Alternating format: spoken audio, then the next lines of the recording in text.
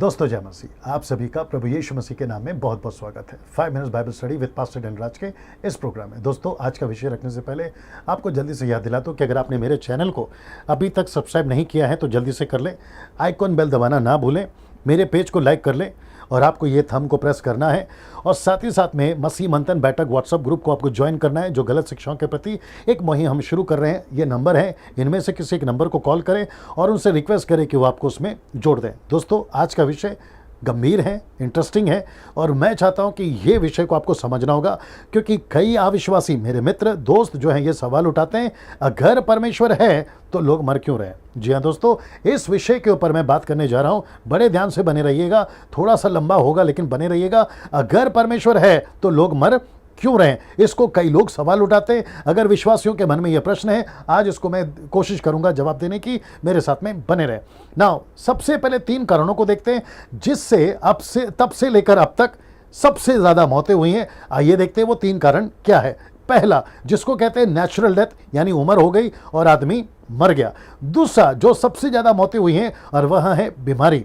तीसरा, एक वजह जो सबसे ज्यादा है, यानी 2 में से सबसे ज्यादा है, और वह है कत्ल। तो इसका मतलब है सबसे पहला है नेचुरल डेथ, उसके बाद में है बीमारी, फिर उसके बाद में है कत्ल। इन 3 वजहों से तब से लेकर यानी आदम से लेकर अभी तक इंसानों की मौतें हुई हैं। तो इन 3 कारणों की वजह से हुई है। जब ये 3 कारणों की वजह से मौतें हुई हैं दोस्तों, बड़े ध्यान से देखिएगा, इन तीनों मौतों में परमेश्वर का हाथ नहीं है।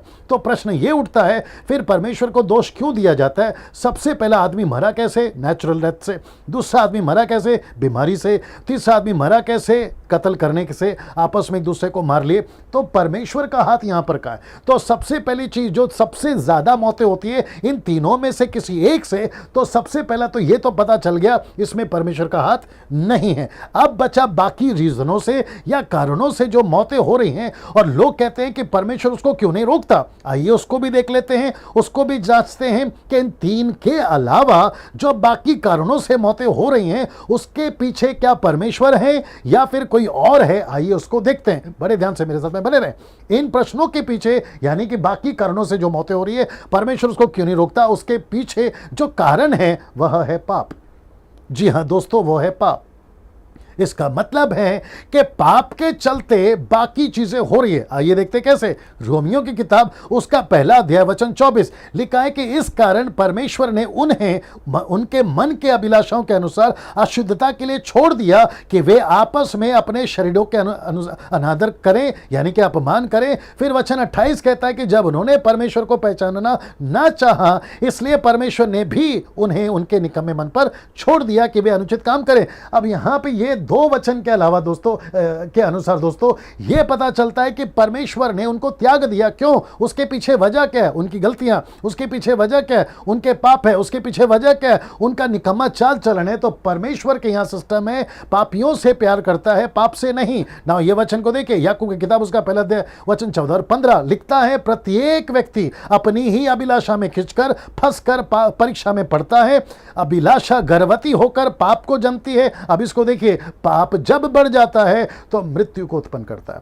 तो इसका मतलब है सभी कारणों में से, वो 3 में से अगर बाकी कारणों को उठाए कि परमेश्वर क्यों नहीं रोक रहा है, परमेश्वर कैसे रोकेगा, क्योंकि वो पाप से भर गया है, परमेश्वर ने उसको त्याग दिया इस 2 वचन के अनुसार, फिर गर्भवती होकर मृत्यु को जन्म दिया, तो परमेश्वर कैसे रोकेगा? क्योंकि मनुष्य खुद ही परमेश्वर से दूर चला गया, परमेश्वर को उसने त्याग दिया, परमेश्वर से मनुष्य अलग हो गया। इस पृथ्वी के अंदर, प्लैनेट के ऊपर, चाहे कोई भी जाति धर्म कौम का क्यों ना हो, वो परमेश्वर से अलग हुआ है और उसकी मृत्यु होनी शुरू हो गई। या क्षमा करें, रोमियो किताब उसका 6 का 23 क्या कहता है देखिए, क्योंकि पाप की मजदूरी तो मृत्यु है। मैं रिपीट करता हूं, पाप की मजदूरी मृत्यु है। मतलब आपका वेतन क्या है? पाप का मृत्यु है। आप पाप करते रहोगे, मृत्यु होती रहेगी। यह परमेश्वर का दोष नहीं है, यह इंसान का दोष है। ना इसको देखिए, परमेश्वर ने तो कभी नहीं कहा था आतंकवादी बनो, मर्डरर बनो, डाकू बनो, शराबी बनो, रेपिस्ट बनो। परमेश्वर ने कभी नहीं कहा। यह मनुष्य की गलतियां हैं,